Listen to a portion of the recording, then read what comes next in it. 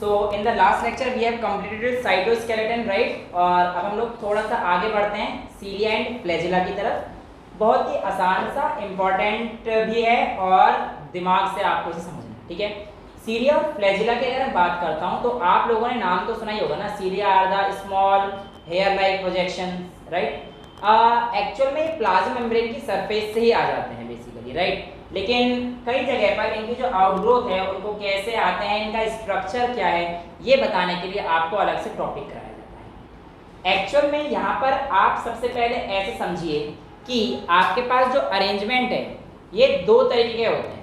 एक होते हैं 9+2 अरेंजमेंट जो आपकी किताब में दिखा रखा है, और एक होते हैं 9+0 अरेंजमेंट।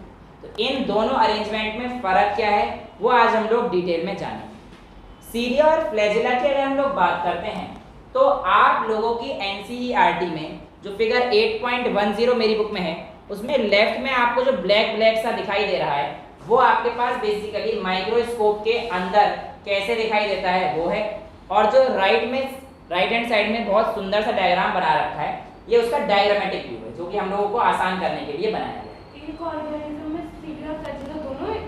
हाँ, हो सकते हैं, बट जनरली इनका भी काम अलग अलग होता है। सीलिया जनरली पूरी बॉडी के सरफेस पर होते हैं और फ्लैजिला एंटीरियर एंड की तरफ होता है ना। और इनका मूवमेंट भी अलग अलग होता है। बेटा अगर आप सीलिया की बात करेंगे तो सीलिया का मूवमेंट हमारे पास इस तरीके से होता है, ऐसे ऐसे बस हिलता रहता है, सिंपल। हाँ, लेकिन जो आपके पास फ्लैजिला का मूवमेंट है उसे बोलते हैं वेव लाइक मूवमेंट। कैसे, ये और ये पूरा, मतलब बेसिकली ये वाला जो इसे बोलते हैं अनड्यूलेटिंग मूवमेंट। तो ये वाला जो मूवमेंट आता है पूरा जैसे एक एंटीरियर एंड से अटैच है, तो ये पूरा जो मूवमेंट आएगा ये हमारे पास इसका होगा फ्लैजिला का। लेकिन एक ही जगह पर ऐसे ऐसे ऐसे ऐसे ऐसे बस ये होता रहेगा, तो इसको हम लोग क्या किसका होगा, सीलिया का। बेसिकली सीलिया का जो मूवमेंट है अगर मैं उसकी बात करता हूँ तो बेटा सेल के मूवमेंट ही मदद कर सकता है और सराउंडिंग जो फ्लूइड है ना उसके मूवमेंट में, मतलब सेल मूव नहीं करेगा, हो सकता है बस हिलता रहे, सराउंडिंग का फ्लूइड मूव करे, जिसके आसपास जो उसका फ्लूइड है वो मूव करे। तो इसके बेस पे हमारे पास सीलिया के टाइप्स होते हैं, स्टेरोसीलिया और काइनासीलिया। ये बहुत डिटेल में चले जाएंगे बट तो आपको थोड़ा सा भी करा दूंगा, क्योंकि हमारे पास जब वो 0 स्टेरोसीलिया है उसमें 9+0 का अरेंजमेंट क्यों होता है ये चीज़ अभी हम लोग देखेंगे, ठीक है। वेल, यहाँ पर आप लोगों को ध्यान से देखने पर सीलिया का स्ट्रक्चर आप लोगों को दिखाई दे रहा है। जो आपकी किताब में सीलिया और फ्लैजिला का स्ट्रक्चर बिल्कुल सेम ही आप लोगों को देखने को मिलेगा, राइट। यहाँ पर आप लोगों को एक चीज देखने को मिल रही है, दो सेंट्रल रिंग्स इस तरीके से आपस में आप लोगों को देखने को मिल रही है, राइट। अब एक्चुअल में ये रिंग एक शीट के आसपास आपको एनक्लोज दिखाई दे रहा है, रेड से कलर की आपकी एनसीईआरटी ने शीट बना रखी है, और उसके बाद यहाँ पर एक ब्रिज बना रखा है जो इनको कनेक्ट कर रहा है। ये ब्रिज को हम लोग क्रॉस ब्रिज भी बोलते हैं बेटा, जिसकी वजह से हमारे पास ये दोनों जो सेंट्रल ट्यूबुलर रीजन है ये हमारे पास कनेक्ट होते हैं। बेसिकली जो कोर रीजन है जिसमें आपके पास ये सारा काम हो रहा है, इस कोर रीजन को हम लोग बोलते हैं एक्सोनीम। क्या बोलेंगे, एक्सोनीम। तो what is the core region, it is called axoneme. तो ये पूरा पोर्शन जहाँ पे भी सारा हम लोग काम देखने वाले हैं किस रीजन में देखेंगे, इनके एक्सोनीम वाले रीजन में। अब यहाँ पर अगर आप ध्यान से देख पा रहे हैं तो आपको बीच में कितने अरेंजमेंट दिख रहे हैं, 2, और पेरिफेरल माइक्रोट्यूब्यूल्स हैं, इनको हम लोग बोलते हैं माइक्रोट्यूब्यूल्स। ये वाले जो हमारे पास है कौन से, सेंट्रल माइक्रोट्यूब्यूल्स। यहाँ पर आप लोग अगर पेरिफेरी में देख पाओगे तो आपके पास ऐसे 1 2 1 2 1 2 ऐसे डबलेट के आप लोगों के पास 1 2 3 4 5 6 7 8 और 9 अरेंजमेंट है। तो इसलिए इसे 9+2 अरेंजमेंट बोलते हैं। लेकिन कई कई जगह पर ये सेंट्रल वाले एब्सेंट होते हैं और यही वाले सिर्फ प्रेजेंट रहते हैं। सेंट्रल वाले एब्सेंट क्यों रहते हैं ये अभी आपको थोड़ी देर में समझ में आ जाएगा। जहाँ पे सेंटर वाले 2 एब्सेंट रहेंगे उनका अरेंजमेंट क्या हो जाएगा, 9+0 अरेंजमेंट हो जाएगा बेटा। अब आप लोगों के पास इनमें भी A और B माइक्रोट्यूब्यूल होते हैं, यानी कि ये भी हमारे पास जो है एक बाहर वाला थोड़ा सा रहता है, एक अंदर रहता है। तो जो हमारे पास थोड़ा सा बाहर है, अगर आपको यहाँ पे देख पा रहे हो तो एक बाहर है और एक अंदर है। तो जो अंदर की तरफ छोटा सा है, यानी कि ये वाला देखोगे ना, ये मतलब ये अंदर, ये वाला ये थोड़ा सा अंदर होता है, थोड़ा सा बाहर। अगर आप अपने एनसीईआरटी डायग्राम में देख पाओ तो आप पकड़ लोगे इस चीज को। हाँ, तो जो उसके ऊपर है, मतलब जो आगे की तरफ है थोड़ा सा अंदर है और पीछे की तरफ है थोड़ा सा बाहर। हाँ, जो ब्लूइश टाइप का है, हाँ जो ब्लूइश टाइप का है डार्क ब्लू वाला वो अंदर है, तो वो हमारे पास ए बोल देते हैं उसको, और ये हमारे पास बी है। अब ये ए के साथ ये वाला बी कनेक्ट होता है ऐसे, आपको एक ब्लू लाइन दिख रही होगी, ए और इन माइक्रोट्यूब्यूल्स को अटैच करते एक ब्लू लाइन दिख रही होगी, उससे हम लोग बोलते हैं लिंकर। क्या बोलते हैं? लिंकर। और ये बेसिकली ए के बी को लिंक करता है। देखो ये वाला ए है, ये बी, तो यहाँ पे हमारे पास ये ए वाला अंदर, बी अंदर, तो ये ए अंदर, बी अंदर, ये ए अंदर, बी। तो लिंकर जो होंगे हमेशा हमारे पास इसको कनेक्ट कर रहे होंगे, ए से बी को कनेक्ट कर रहे होंगे, इसलिए जो लिंकर्स को क्या बोलते हैं हम लोग? ए बी लिंकर्स भी बोल देते हैं। ठीक है। और इसके अलावा आपके पास एक सेंट्रल शीथ रहती है, ये तो मैं आपको बता चुका हूँ, राइट। अब देखो बेटा, होता क्या है कि इनमें मूवमेंट कैसे होती है, ये चीज़ आपको पता होनी चाहिए। सेंट्रल जो शीथ है ये हमारे पास प्रोटीन की बनी होती है। किसकी बनी होती है? प्रोटीन की बनी होती है। अगर प्रोटीन का नाम पूछ ले, ऐसे पूछेंगे, डाइन प्रोटीन होती है हमारे पास, तो डाइन प्रोटीन की हमारे पास बनी होती है। अब सेंट्रल शीथ में प्रोटीन होने की वजह से हमारे पास इनके अंदर एनर्जी आती है। और अगर आप एक चीज़ और देख पाओगे तो आपको स्पोक्स दिखाई देंगे। बाहर देखिए, इन ए बी से सेंट्रल शीथ की तरफ ये आपके पास कुछ स्पोक्स इस तरीके से आपको आते हुए 9 के 9 से आपको दिख जाएंगे, राइट, जो आपके इस सेंट्रल शीथ से कनेक्ट हैं। इस तरीके से आपको आपके स्पोक्स दिख रहे हैं, जो कि आपके आराम से आपको दिख जाएंगे, है ना। अब इन स्पोक्स को हम लोग बोलते हैं बेटा रेडियल स्पोक्स। क्या बोलते हैं? Radial spokes. तो जब भी हमारे पास एनर्जी तो इनमें है, जब इनमें प्रोटीन के से एनर्जी आती है, इनमें जब एनर्जी आती है तो ये घूमना चालू कर देते हैं। क्या करना चालू कर देते हैं? घूमना चालू कर देते हैं। ये रोटेट करना शुरू कर देते हैं बेसिकली, या ये मूवमेंट करना शुरू करते हैं। अब जब ये मूव करेगा तो इनके साथ ये शीथ भी मूव करेगी बेटा, जो इनकी रेड से कलर की शीथ है। और जब ये मूव करेगी तो आपके पास ये बेसिकली पूरा पेरिफेरल वाले स्ट्रक्चर भी क्या करेंगे? मूवमेंट शो करेंगे। तो इसलिए जब ये मूव करेंगे तो हमारे पास पूरा स्ट्रक्चर मूव करता है। और इस तरीके से हमारे पास जो सेंट्रल वाले बेसिकली माइक्रोट्यूब्यूल्स हैं वो हमारे पास मूवमेंट में मदद करते हैं, क्योंकि जब ये घूमेंगे तो इससे कनेक्ट, रेडियल स्पोक से कनेक्ट है, तो इसलिए हमारे पास ये पूरा मूव हो जाता है। अगर आप इसको हटा देते हैं तो बेटा आपके पास क्या मूवमेंट होगी? नहीं, तब कोई मूवमेंट ही नहीं होगी, क्योंकि यही दोनों हट गए, प्रोटीन तो इनमें ही था। तो उस केस में क्या होता है? सिंपल वही, जो एक ही जगह पर बस हिलते रहते हैं, सराउंडिंग के फ्लूइड वाला, पूरा सेल नहीं घूमेगा इस तरह, यहाँ पे तो पूरा सेल मूवमेंट हो रहा है। लेकिन जब ये अंदर के सेंट्रल वाले हट जाएंगे तो आपका सेल मूवमेंट नहीं होगा, सिर्फ और सिर्फ फ्लूइड मूवमेंट के, फ्लूइड में जो आसपास थोड़ी सी मोशन होगा वही आपको देखने को मिलेगा। हाँ जी, तो ये आपको नॉर्मल सीलिया और फ्लैजिला दोनों का स्ट्रक्चर सेम है, बस थोड़ा सा अंतर यही रहता है। सीलिया हमारे पास फिर दो टाइप के आ जाते हैं, एक आते हैं काइनोसीलिया, एक आते हैं स्टेरोसीलिया। अंतर क्या रहता है? ये काइनोसीलिया का स्ट्रक्चर है बेटा, जो स्टेरोसीलिया होते हैं वो हमारे पास बेटा ये हटा देते हैं, मूवमेंट में हेल्प नहीं करते, ठीक है। मूवमेंट में हेल्प ना कर पाने की वजह से उनका जो अरेंजमेंट है वो 9+0 होता है, और मूवमेंट में हेल्प क्यों नहीं कर पाते ये आप देख चुके हैं, क्योंकि जब बीच वाले ही नहीं है तो मूवमेंट कैसे करेंगे, ठीक है। तो ये आप लोगों के पास सीलिया और आपके पास फ्लैजिला का स्ट्रक्चर आ जाता है। इससे ज़्यादा आपकी एनसीईआरटी में कुछ दिया नहीं है। ये है plasma membrane, outer most layer है, सेंट्रल शीथ, पेरिफेरल माइक्रोट्यूब्यूल्स, ये हमारे पास डबलेट हैं, इंटर डबलेट ब्रिज, ये मैंने आपको लिंकर बता दिया है, जो आपकी एनसीईआरटी में डायग्राम में इंटर डबलेट ब्रिज लिखा हुआ है। सेंट्रल माइक्रोट्यूब्यूल ये भी मैं आप लोगों को बता चुका हूँ, ठीक है। तो ये आप लोगों से पूछा जाता है सीलिया और फ्लैजिला के बारे में, और इसका स्ट्रक्चर किस तरीके से होता है ये आपसे पूछा जाएगा, ठीक है। नेक्स्ट टॉपिक की तरफ, हाँ बोलो बेटा। एक्सोनीम, ये सेंट्रल कोर वाला जो स्ट्रक्चर है वो बेटा हमारे पास पूरा क्या है? एक्सोनीम। बेसिकली ये पूरा जोन ही एक्सोनीम का है। सेंट्रल जो पोर्शन है, जो कोर है इसका सीलिया का, वो हमारे पास को क्या बोलते हैं? Core of सीलिया is called axoneme. इसी में तो ये सारा अरेंजमेंट हो रहा था बेटा, ये सारी चीजें, ठीक है। नेक्स्ट टॉपिक की तरफ अगर हम लोग बढ़ते हैं तो हमारे पास आता है सेंट्रोजोम एंड सेंट्रियोल्स। याद कीजिए ये चीज हम लोग पहले भी पढ़ चुके थे।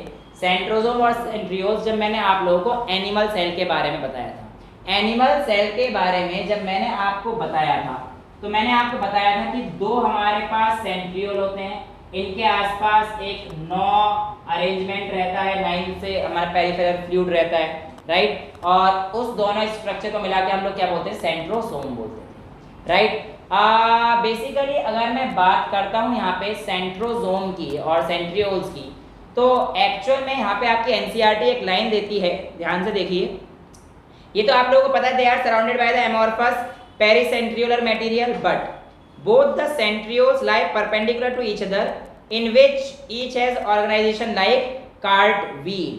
यहाँ पर इनका जो स्ट्रक्चर आता है ये हमारे पास कैसा आता है, कार्टव्हील आता है। अब ये कार्टव्हील स्ट्रक्चर किस तरीके से बनता है, क्या बनता है, ये चीज समझते हैं। एक्चुअल में जो हमारे पास बेटा सेंट्रियोल का स्ट्रक्चर, सेंट्रोसोम का स्ट्रक्चर है, वो हमारे पास कैसे एक कार्टव्हील का स्ट्रक्चर दे रहा है, इस चीज को समझते हैं।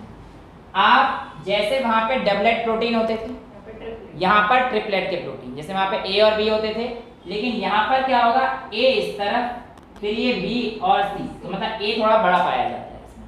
अरेंजमेंट इसमें 9+0 होता है, यानी कि बीच में हमारे पास इस बार कुछ नहीं होने वाला है, ठीक है। तो ये हमारे पास ए बी सी, ये भी हमारे पास ए बी सी, 2 1 2 3 ऐसे कर करके बेटा 9 बना दो फटाफट से। तो ये आपके पास बेसिकली साइज भी डिपेंड करेगा, ये बात बहुत ही इंपॉर्टेंट है। जो ए का साइज है वो कंपैरेटिवली बड़ा होता है। ऐसा क्यों होता है, क्योंकि हमारे पास जो ए है वो हमारे पास 13 माइक्रोट्यूब्यूल का बना होता है, और जो बी और सी वाले हैं वो हमारे पास 10 माइक्रोट्यूब्यूल्स प्रोटीन के बने होते हैं, ठीक है। सीलिया की तरह ही होता है। हाँ, कुछ सीलिया की तरह ही है, लेकिन इनका जो काम है थोड़ा सा अंतर है। तो ये जो आपके पास एक तो ये अंतर आपको दिख रहा है कि वहाँ पे 2 थे और यहाँ पर 3। अब यहाँ पर आप लोगों को ये जो चीज़ देखने को मिली, ये कुछ अरेंजमेंट है, अभी हम लोग इसको थोड़ा सा और डिटेल में समझते हैं। ये आपके पास बेसिकली ए बी सी 3 तरह के माइक्रोट्यूब्यूल्स हैं पेरिफेरल पे जो अरेंज है, राइट। अब हर जगह पर कहानी यही होगी कि आपके पास ए बी सी होंगे बेटा। हर एक ए के नीचे आपके पास एक एक्स बॉडी होती है। क्या होती है, एक एक्स बॉडी होती है। तो ये ए है, यहाँ पर आपको एक एक्स बॉडी मिलेगी, यहाँ पर आपको एक एक्स बॉडी मिलेगी, यहाँ पर एक्स बॉडी, यहाँ पर एक्स बॉडी, यहाँ पर एक्स बॉडी, यहाँ पर एक्स बॉडी, यहाँ पर एक्स और यहाँ पर एक्स और यहाँ पर एक्स। ये हमारे पास क्या रहती हैं, एक्स बॉडीज रहती हैं। ये जो आपस में कनेक्शन, जैसे वहां पे ए बी लिंक का रहता था, यहाँ पर जो कनेक्शन है वो ए सी लिंक का रहता है। ऐसे याद रहे, आपके पास जो एक ए है ये दूसरे के सी से लिंक करेगा। अगर आप लोग ऐसे कर देंगे तो ये गलत हो जाएगा, इसलिए आप लोग सी ए लिंक मत बनाना, इसका ए इससे लिंक करना, इसका ए इससे, तो ये स्ट्रक्चर ऐसे जाएगा। प्लीज सी ए को लिंक मत कर देना, वो गलत हो जाएगा। ए सी लिंक है, ठीक है। तो इसका ए इससे लिंक करेगा, इसका ए इससे, और इसका ए इससे, और इसका ए इससे। तो ये आप लोगों को एक स्ट्रक्चर समझ में आ रहा है। अब यहाँ पर क्या होता है, इन एक्स बॉडीज के साथ हमारे पास इन बिटवीन एक्स बॉडीज, ये हमारे पास इसको ज्वाइन कीजिए तो आपके पास एक बेसिकली सर्कुलर सा मेरा डायग्राम, आपको पता ही है बड़ी मुश्किल से बन रहे हैं ये भी। तो ये आपके पास बेसिकली पूरा सर्कुलर सा अरेंजमेंट आता है, और सेंटर में आपके पास, जैसे वहां पर हमारे पास एक सेंट्रल माइक्रोट्यूब्यूल भी रहते थे, लेकिन यहाँ पर सेंट्रल माइक्रोट्यूब्यूल नहीं रहते। यहाँ पर आपके पास क्या रहता है, एक हब, इसको हम लोग क्या बोलते हैं, हब। तो ये आपके पास सेंट्रल हब रहता है। देखिए आप एनसीईआरटी में आपको मिल जाएगा कि आपके पास यहाँ पर दे रखा है, it is made up of 9 evenly spaced peripheral fibrils of tubulin protein. अब ये जो हमारे पास पेरिफेरल फाइब्रल्स हैं किसके बने हुए हैं, ट्यूबुलिन प्रोटीन का। ये हम लोग पहले बता चुके हैं आपको जब साइटोस्केलेटन हमने पढ़ा था। Each of the peripheral fibril is a triplet, ये आपको दिख रहा है पेरिफेरल फाइब्रल आपका ABC ABC ABC, and the adjacent triplet it has also link. तो ये मैंने आपको बता दिया कि ट्रिपलेट भी आपके लिंक हो रहे हैं, एसी लिंकर। यहाँ पे इसकी बात कर रहा है। The central part of the proximal region of centriole is also proteinaceous and it is called the hub. तो यहाँ पर इसने क्या बोल रखा है कि आपके पास यहाँ पर एक हब है, और ये भी हमारे पास क्या है, proteinaceous, which is connected with tubules of peripheral triploids by radial spokes। अब यहाँ से आपको क्या मिलने वाले हैं, रेडियल स्पोक्स मिलने वाले हैं। अब अच्छा वो जो डॉट से नीचे ऐसे, हाँ ये आपके पास एक्स बॉडीज हैं। हाँ। अब ये एक्स बॉडीज से जब मैंने जोड़ा तो ये वाई बॉडीज हैं, यानी कि यहाँ पर ये सारे आपके पास क्या है, ये वाई बॉडीज हैं। ये इनके ए के बीच में जो हमारे पास है ना, ये वाई बॉडीज आते हैं, यानी कि यहाँ पे वाई है, यहाँ पे वाई बॉडी है, यहाँ पे वाई बॉडी, ये वाई बॉडी, ये वाई बॉडी, ये वाई बॉडी, ये वाई बॉडी, ऐसे आपके पास बिटवीन द ए, ऐसे इसमें एक होगी, इसमें एक होगी। तो ये एक्स के नीचे ये सारी एक्स बॉडीज हैं डॉटेड, जो जस्ट ए के नीचे रहेंगी, ये एक्स बॉडीज हैं, ठीक है। अब आपके पास क्या होता है, इस एक्स बॉडी से लेकर और इस सेंट्रल हब तक को किससे जोड़ते हैं, रेडियल स्पोक्स। तो ये ऐसे आपको यहाँ पर रेडियल स्पोक्स, आपकी एनसीईआरटी की लाइन यही कह रही थी बेटा, जो वो स्पोक से जोड़ रही थी। तो ये आपको एक जो है, अब आपको एक स्ट्रक्चर किसका दिख रहा है, कार्टव्हील का स्ट्रक्चर आपको दिख रहा है। तो वो जो कार्टव्हील लाइक स्ट्रक्चर था सेंट्रियोल का, वो यहाँ से आता है और यहीं से आप लोगों के पास बोला जाता है, और यहाँ से इससे ज़्यादा तो आपसे कुछ पूछा नहीं जाने वाला है। तो दैट इज हाउ आपके पास किस तरीके से आपका कार्टव्हील लाइक स्ट्रक्चर आता है। ठीक है, तो दिस इज द रीजन कि आपको कार्टव्हील लाइक स्ट्रक्चर क्यों बोला जाता है। अच्छा, यहाँ पर आपको एक चीज़ और याद रखनी है, ये अराइज कहाँ से होते हैं। तो बेसल बॉडी को हम लोग क्या बोलते हैं, तो बेसल बॉडी को हम लोग बेसल ग्रेन्यूल्स या ब्लेफेरोब्लास्ट ही बोल देते हैं। क्या बोलते हैं, ब्लेफेरोब्लास्ट। तो ये आप लोगों को पूछा गया है क्वेश्चन। तो blepharoblast are also called basal bodies. ठीक है, अब बेसल बॉडी और सेंट्रियोल में क्या अंतर होता है बेटा, अगर हम लोग इसकी बात करेंगे तो बेटा ऐसे समझिए कि जो आपकी बेसल बॉडीज हैं ये तो आप लोगों के पास प्लाज्मा मेम्ब्रेन के पास रहती हैं, और जो आपके सेंट्रियोल्स हैं ये न्यूक्लियर मेम्ब्रेन के पास रहते हैं। तो ये they are lie around the nuclear cells. ठीक है, और इसके अलावा आपके पास यहाँ पे एनसीईआरटी एक लाइन देती है, centrioles form the basal body of cilia और फ्लैजिला। तो ये जो सेंट्रियोल है क्या बनाता है, बेसल बॉडी ऑफ सीलिया और flagella and spindle fibres that give rise to spindle apparatus during cell division. ये अभी हम लोग स्पिंडल फाइबर और ये वाली चीजें हम लोग करेंगे। एक्चुअल में आप लोग ऐसे समझिए कि ये जो हमारे पास सेंट्रियोल और ब्लेफेरोब्लास्ट से बेसल बॉडीज है ना, इसमें अंतर होता है। जो आपका स्पिंडल फाइबर इसने बोला है और एस्टर अरेंजमेंट जो बोल रखा है, जब हम लोग सेल साइकिल एंड डिवीजन करेंगे वहां पे बहुत डिटेल में करेंगे, कोई दिक्कत वाली चीज नहीं आएगी। तो बस ये सेंट्रियोल पहली बात तो न्यूक्लियर रीजन के आसपास रहता है, ये प्लाज्मा मेम्ब्रेन के रीजन के आसपास रहता है। इसकी बात करेंगे तो ये स्पिंडल फाइबर और एस्टर को बनाने में जो मदद करेगा वो आपका सेंट्रियोल करेगा। लेकिन सीलिया और फ्लैजिला, एनसीईआरटी ने एक ही लाइन लिख रखा है कि ये चीज बनाता है, बट नहीं, सेंट्रियोल इसमें हेल्प करता है। सीलिया और फ्लैजिला के लिए आपके पास कौन रोल प्ले करता है, बेसल बॉडीज रोल प्ले करता है। ठीक है, तो ये आप लोगों के पास इतना स्ट्रक्चर, इससे ज्यादा तो नहीं डिटेल में पूछा जाने वाला है, तो ये आपसे पूछा जाता है और इसी के साथ ये टॉपिक भी आपका खत्म हो जाता है। So after ending with all the things, हम लोग एंड पे पहुंच रहे हैं, बस न्यूक्लियस के पास हम लोग पहुंच चुके हैं। न्यूक्लियस जो है आपका अगला टॉपिक है। न्यूक्लियस सबसे पहले जो हमारी डिस्कवरी बोली जाती है, रॉबर्ट ब्राउन साहब ने बोला जाता है।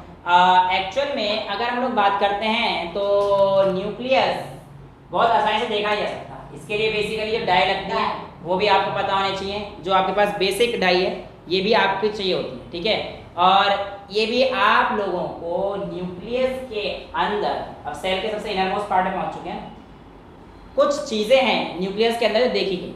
बेसिकली किस फेज में देखी गई ये चीज पूछ लेते हैं, इंटरफेज। देखिए यहाँ पे एनसीईआरटी नाम देता है कि लेटर द, पहले यहाँ पे देखिए, later the material of nucleus stained by basic dye was given the name chromatin. अब ये क्रोमैटिन क्या बना है, अगर मैं अभी आपको समझाऊंगा तो बहुत डिटेल हो जाएगा, बट थोड़ा सा बता देता हूँ। एक्चुअल में क्या होता है कि आपके पास ये न्यूक्लियस है ना, तो इसमें कुछ थ्रेड लाइक स्ट्रक्चर आप लोगों को दिखाई देते हैं। वो जो थ्रेड लाइक स्ट्रक्चर है बेसिकली उनको क्रोमैटिन बोला था किसने, फ्लेमिंग ने। अगर आप लोग ये देखोगे तो ये बेसिकली डीएनए वगैरह के रोल में बहुत इंपॉर्टेंट रोल प्ले करता है। मतलब डीएनए वगैरह जहाँ पे आएगा उसमें हमारे पास ये क्रोमैटिन मटेरियली कंडेंस होता है। और अगर ह्यूमन बॉडी की बात करता हूँ तो ह्यूमन बॉडी में 2.2 मीटर का डीएनए आप लोगों को मिलेगा। ये कैसे आता है, सारी कहानी 12th क्लास में है ना। अभी आपकी बुक में अप्रोक्सीमेट 2 मीटर लिखा हुआ है, बट वो एग्जैक्ट लेंथ जो आएगी अप्रोक्सीमेट 2.2 मीटर के आसपास आएगी। अब ये 2.2 मीटर का जो डीएनए है ये एक न्यूक्लियस जिसकी जो रेडियस है 10⁻⁻⁶ में कैसे कॉइल होके आती है, कितनी कंडेंस फॉर्म में, ये सारी चीजें जो पैकिंग ऑफ डीएनए है ये हम कौन सी क्लास में देखेंगे, क्लास 12 के चैप्टर नंबर 6 में। वहां पर बहुत ही आराम से इस चीज को देखेंगे। वेल, अभी के लिए आप ये समझिए जो क्रोमैटिन था ये फ्लेमिंग ने नाम दे दिया था। अब जब हमारे पास सेल डिवाइड नहीं कर रहा होता है, यानी कि इंटरफेज, आप लोग अभी जब सेल साइकिल एंड डिवीजन पढ़ेंगे उस टॉपिक में आपको समझ में आ जाएगा, एक फेज आती है इंटरफेज, वहां पे सेल कोई भी डिवीजन शो नहीं कर रहा होता। तो देखिए द इंटरफेज न्यूक्लियस, ब्रैकेट लिख रखा है, nucleus of a cell when it is not dividing has highly extended and elaborate nucleoprotein fibers called chromatin. अभी न्यूक्लियोप्रोटीन फाइबर्स भी बोला क्योंकि इसके अंदर nucleic acid DNA rich content होते हैं, आरएनए रिच कंटेंट होते हैं और प्रोटीन भी होते हैं। तो डीएनए और प्रोटीन की मात्रा इनमें सबसे ज़्यादा होती है। ठीक है, इनको हम लोग जो बोलते हैं क्या बोलते हैं, न्यूक्लियोलाइ। क्या बोलते हैं? न्यूक्लियोलाइ। बेसिकली आप लोगों को अगर मैं एक न्यूक्लियस ड्रॉ करके दिखाता हूँ, जो कि मेरे से बहुत ज़्यादा चीज़ तो होगा नहीं पर आप समझ जाएंगे। ये आपके पास एक न्यूक्लियस, राइट। न्यूक्लियस के अंदर जो हमारे पास फ्लूइड होगा, जो न्यूक्लियस के अंदर, जैसे हम लोग सेल के अंदर साइटोप्लाज्म बोल देते हैं, तो ऐसे न्यूक्लियस के जो अंदर फ्लूइड आएगा वो हमारे पास क्या आएगा बेटा? न्यूक्लियोप्लाज्म। और इस न्यूक्लियोप्लाज्म में बहुत सारे एंजाइम होंगे, डीएनएज, आरएनएज, प्रोटीएज, बहुत सारे भरपूर मात्रा में एंजाइम रहते हैं। अगर मैं इसकी बात करता हूं तो हमारे पास इसकी जो वॉल है वो कुछ इस तरीके से आती है कि एक वॉल और कर दूं, ऐसे ऐसे और इस तरीके से। अब ये जो हमारे पास स्ट्रक्चर आपको दिखाई देगा, यहाँ पर आपको बेटा कुछ स्ट्रक्चर ऐसे भी मिलेंगे जहां पर ये ऐसे ये ज्वाइन होंगे। ये जहां जहां पर ज्वाइन हो रहे होंगे वहां वहां पर से आपके पास सेल को, मटेरियल को अंदर और बाहर करने की अनुमति मिलेगी। ये वाला जो पोर है इसे हम लोग कहते हैं न्यूक्लियर पोर, और ये जो स्पेस है इसे बोलेंगे पेरी न्यूक्लियर स्पेस। अब ये इनर वॉल हो गई और ये आउटर वॉल हो गई। आउटर वॉल से तो आपके वही सारी कहानी, एंडोप्लाज्मिक रेटिकुलम, राइबोसोम्स उनके सरफेस पे अटैच होंगे, वो सारी चीजें तो हम लोग देख चुके हैं कि न्यूक्लियस के बिल्कुल अटैच होते हैं। अब अंदर हमारे पास, जैसे वहां पर आप लोगों ने पढ़ा था कि आपके पास जो राइबोसोम्स आते हैं वो कहां से आते हैं बेटा? एक्चुअल में इस न्यूक्लियस के अंदर एक चीज होती है, इसे कहते हैं न्यूक्लियोलस। क्या होता है बेटा? न्यूक्लियोलस। अब ये जो न्यूक्लियोलस होते हैं इनको बोलते हैं हम लोग राइबोसोमल फैक्ट्री। जैसे प्रोटीन फैक्ट्री हमारी राइबोसोम्स थी, पर राइबोसोम से कौन बना रहा है? तो हमारे जो न्यूक्लियोलस इसके अंदर रहते हैं ये हमारे क्या बनाते हैं? हमारे पास राइबोसोम्स। ठीक है, अब यहाँ पर आप लोगों को दिखेगा द न्यूक्लियर मैट्रिक्स, सबसे नीचे वाले पैराग्राफ में देखेंगे तो द न्यूक्लियर मैट्रिक्स और the nucleoplasm contain nucleolus and chromatin. तो क्रोमैटिन तो आपको दिख ही गया है, और इसके अलावा इसमें क्या है हमारे पास? क्रोमैटिन और न्यूक्लियस दोनों है। Nucleoli are spherical structure present in the nucleoplasm. तो इसके अंदर जो हमारे पास छोटे मोटे स्ट्रक्चर हैं, ये सर्कुलर स्ट्रक्चर है, हमारे पास क्या है? बहुत सारे न्यूक्लियोलाई। सिंगल को न्यूक्लियोलाई बोलेंगे, मतलब सिंगल को न्यूक्लियोलस, और बहुत सारे हमारे पास आएंगे तो वो न्यूक्लियोलाई। अब यहाँ पर देखिए, content of nucleolus is continuous with rest of the nucleoplasm as it is not the membrane bound structure. तो nucleolus is not surrounded by any membrane, it is membrane bound structure बिल्कुल नहीं है, membraneless structure है। It is a site for active ribosomal RNA synthesis. यही चीज मैंने बताया आपको बेटा, राइबोसोम सिंथेसिस में आपके पास कौन हेल्प करता है? न्यूक्लियोलस।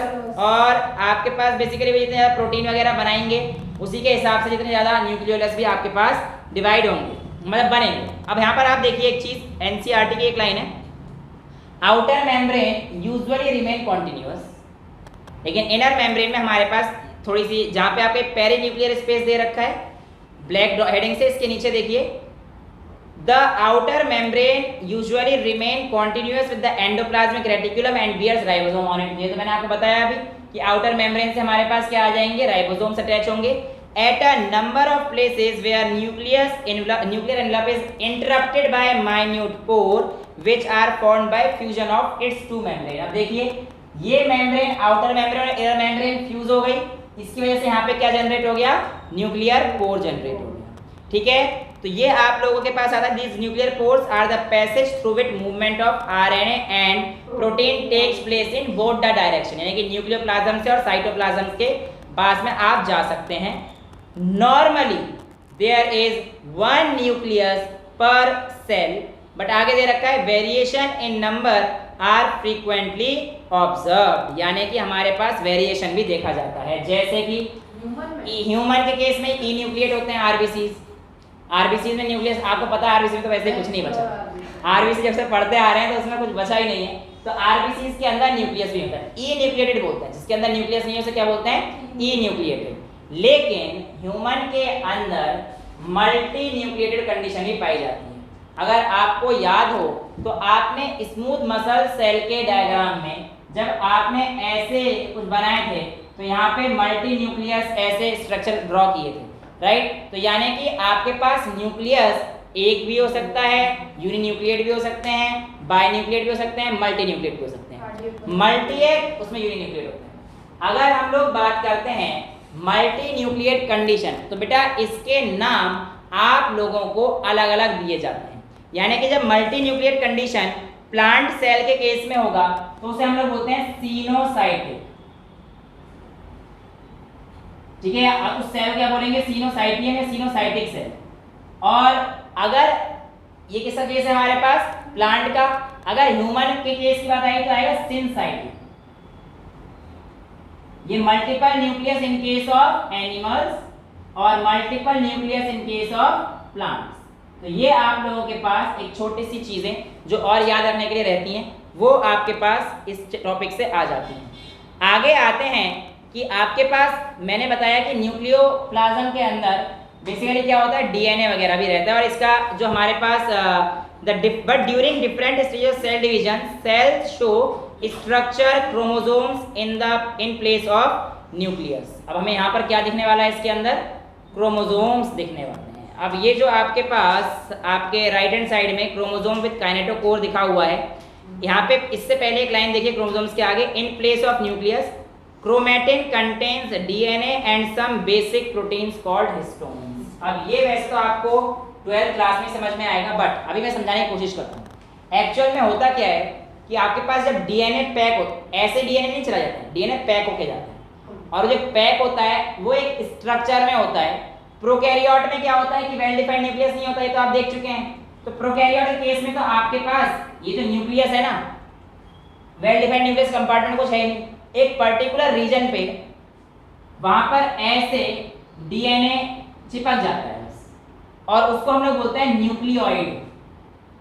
क्या बोलते हैं, न्यूक्लियोइड या जीनोफोर। यानी कि जो हमारे पास प्रोकैरियोटिक डीएनए है उसके केस में तो जो पैकिंग होती है बहुत सिंपल सी है, एक ही जगह पे आके वो चिपक जाता है और कहानी खत्म हो जाती है। लेकिन जब यूकैरियोटिक डीएनए की बात आती है, यूकैरियोट में डीएनए की पैकिंग बहुत हैवी मशीनरी, आराम से नहीं होती, स्पेशलाइज्ड सेल चाहिए। डीएनए एक नेगेटिवली चार्ज पार्टिकल है। डीएनए कैसा पार्टिकल है बेटा, नेगेटिवली चार्ज पार्टिकल। और जो हमारे पास अब बेसिकली प्रोटीन्स आएंगे इसको पैक करने मदद करने के लिए, वो आपके पॉजिटिवली चार्ज पार्टिकल्स होंगे। क्या होंगे, पॉजिटिवली चार्ज पार्टिकल। अब ये जो पॉजिटिवली चार्ज पार्टिकल्स हैं इसमें भी जो आपके पास आएंगे, इसको अगर मैं नाम दूंगा बेसिक अमाइनो एसिड्स भी आते हैं। अब बेसिकली प्रोटीन्स और अमाइनो एसिड्स आप लोगों को पता है, प्रोटीन्स टूटकर बाद में अमाइनो एसिड्स ही बनते हैं। तो वो आपके पास जो अमाइनो एसिड्स हैं वो है लाइसिन और आर्जिनिन। लाइसिन और आर्जिनिन आपके पास आते हैं।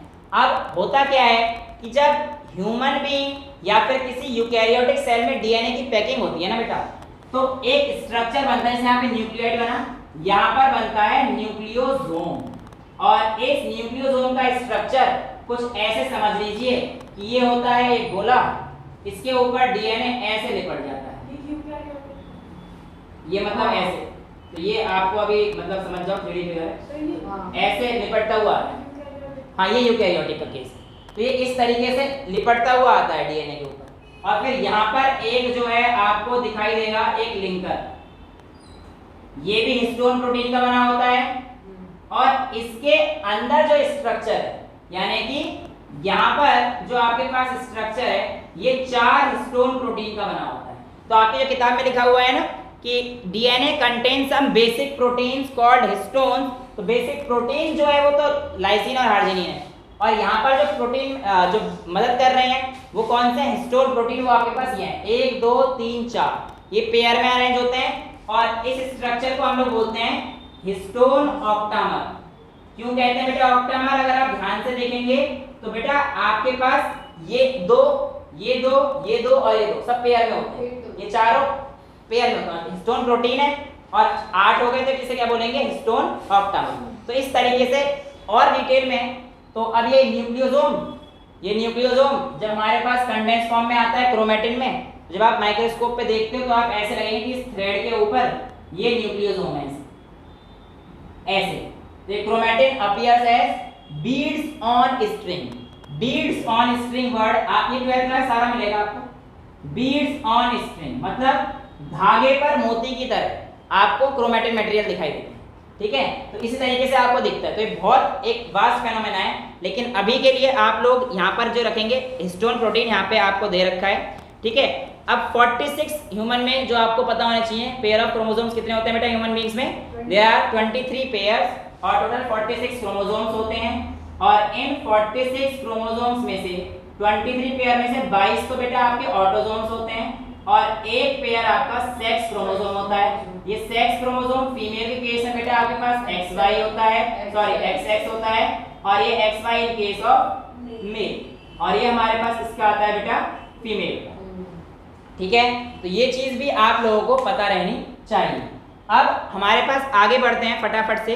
क्रोमोसोम जो स्ट्रक्चर है वो हमारे पास कुछ इस तरीके का रहता है कि यहाँ पर बीच में आप लोगों को एक स्ट्रक्चर दिख रहा है। देखिए यहाँ पे बीच में से लिखा है काइनेटोकोर। बेसिकली काइनेटोकोर को आप अभी रुक जाइए और इसको लिखिए प्राइमरी कॉन्स्ट्रिक्शन, या फिर आप इसे सेंट्रोमियर बोल सकते हैं, ठीक है। अब इसके ऊपर, अब मेरे से बहुत ज़्यादा अच्छा नहीं बनेंगे बट काम चलो डायग्राम बन जाएंगे कुछ इस तरीके से। आपका क्रोमोसोम्स आपके दिखेंगे, ये आर्म्स हैं इसके, क्या है बेसिकली इसके आर्म्स। अब इस प्राइमरी कॉन्स्ट्रिक्शन के ऊपर एक छोटी सी लेयर आती है, प्रोटीनेशियस ही होती है, इसको हम लोग बोलते हैं काइनेटोकोर। तो ये जो काइनेटोकोर आपको दिखा रखा है वो किसके ऊपर आएगा, बेसिकली प्राइमरी कॉन्स्ट्रिक्शन, जिसको आप लोग क्या नाम देंगे बेटा, सेंट्रोमियर।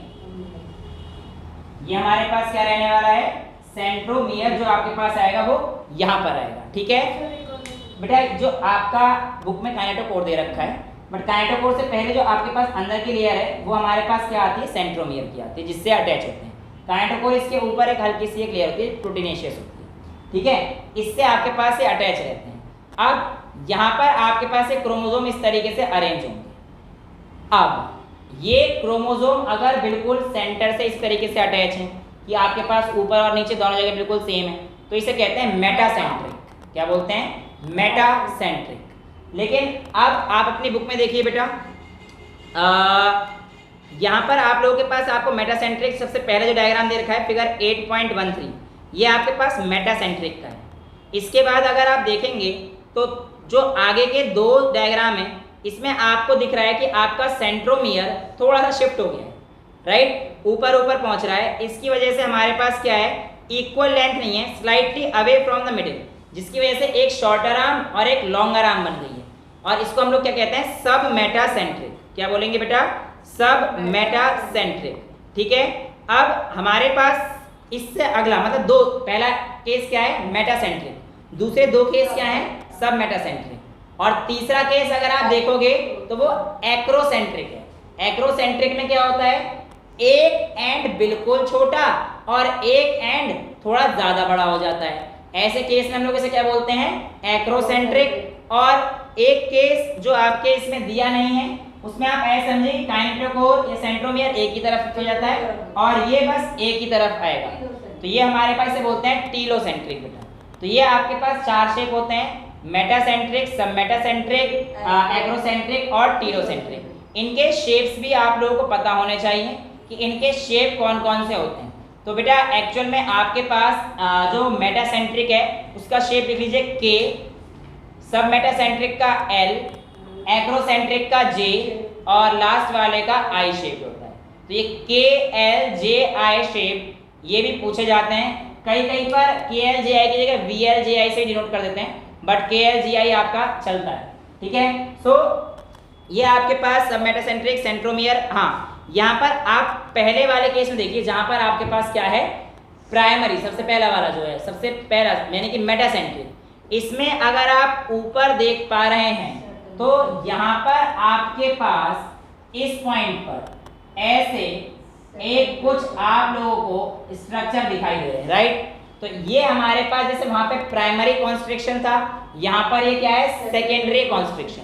तो यहाँ पर अगर आप देखेंगे तो ये आपको क्या दिखाई देगा, सेकेंडरी कॉन्स्ट्रिक्शन। आपकी किताब में पूरा ये इसके ऊपर दिखा रखा है, बट ये पूरा ऊपर वाला सेकेंडरी कॉन्स्ट्रिक्शन नहीं है, ये वाला जो पॉइंट ऑफ अटैचमेंट जोन है ना, ये हमारे पास सेकेंडरी कॉन्स्ट्रिक्शन है। और ये हमारे पास कुछ क्रोमोसोम्स ऐसे होते हैं जो कि नॉन स्टेनिंग होते हैं, बट ये अलग अलग लोकेशन पे आ जाते हैं, नॉन स्टेनिंग होते रहते हैं और अलग अलग लोकेशन पे आते हैं। इसे हम लोग कहते हैं सैटेलाइट। क्या बोलते हैं बेटा, सैटेलाइट, ठीक है। और स्मॉल फ्रेगमेंट ही हमें दिखाई देता है, तो इन वाले स्ट्रक्चर को हम लोग क्या बोल देते हैं बेटा, सैटेलाइट बोल देते हैं। तो इस तरीके से आपका न्यूक्लियस खत्म हो जाता है और हमारे पास लास्ट टॉपिक जो बचता है वो क्या बचेगा, माइक्रो बॉडीज। माइक्रो बॉडीज की अगर हम लोग बात करेंगे तो ये आप पहले भी एक बार कर चुके हैं। बहुत सारे मेम्ब्रेन बाउंड वेसिकल्स आपको मिलते हैं जो इधर उधर तैर रहे होते हैं, लेकिन इनकी खास बात क्या रहती है कि इनमें क्या रहते हैं, एंजाइम्स रहते हैं।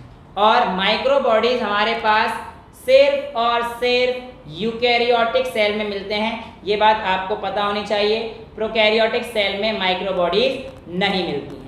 माइक्रो बॉडीज हम लोगों ने जो पढ़ी थी वो 3 तरीके की थी, अगर आपको याद हो, स्फेरोसोम्स, ग्लाइऑक्सिसोम्स और पैराऑक्सिसोम्स।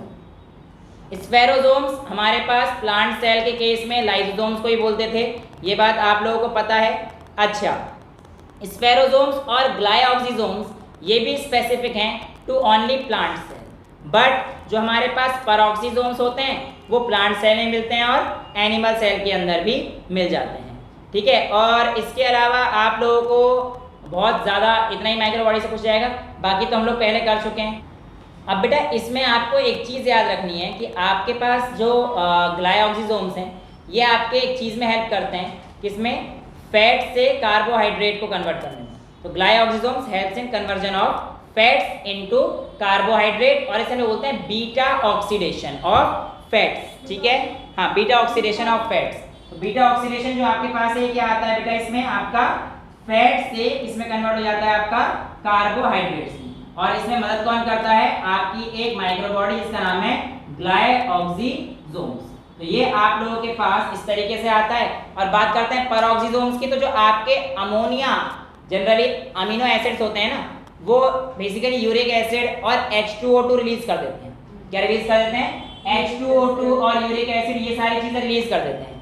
अब ये जो H2O2 एक्यूमुलेट अगर हमारे पास होता है तो ये आ जाता है टॉक्सिक बन जाता है। क्या होता है, टॉक्सिक। तो आपका जो पैराऑक्सिसोम है ना, इस H2O2 को ऑक्सीडाइज करा देता है, तो आपका H2O निकल जाता है इसमें से। तो बेसिकली टॉक्सिक सब्सटेंस ना रहेगा H2O की फॉर्म में, फिर वो आपकी बॉडी से अलग से निकल जाएगा। तो इस तरीके से आपके माइक्रो बॉडीज का यहाँ पे फंक्शन रहता है। माइक्रो बॉडीज 3 तरीके की, स्फेरोसोम्स, दूसरा हमारे पास ग्लाइसोसोम्स और पैराऑक्सिसोम्स। स्फेरोसोम्स प्लांट के केस में वही लाइसोसोम्स वाला केस, जितने भी एंडोप्लाज्मिक रेटिकुलम, कोटिलेडन्स वगैरह सब में मिलता है। ग्लाइऑक्सिसोम्स में हमारे पास जो आते हैं वो हमारे पास बीटा ऑक्सीडेशन में आता है। और लास्ट पैराऑक्सिसोम्स जो हमारे पास H2O2 ड्यूरिंग साइकिल होती है हमारे पास, उसको हम लोग बाद में ही करेंगे, बहुत लंबा हो जाएगा और नई साइकिल समझेंगे। तो ये सारी चीज़ें आप लोगों के पास आती है। H2O2 कन्वर्ट हो जाता है जो कि टॉक्सिक सब्सटेंस होता है, जो कि वाटर में कन्वर्ट करा जाता है, कौन, पैराऑक्सिसोम्स। तो इसके साथ हमने माइक्रो बॉडीज भी खत्म कर लिए, और इसके साथ हमारे पास एक chapter the unit of life यानी कि cell the unit of life खत्म हो चुका है। अब हम लोग अगला चैप्टर शुरू करेंगे। आज के लिए इतना ही रखते हैं। That's all for today. Thank you so much.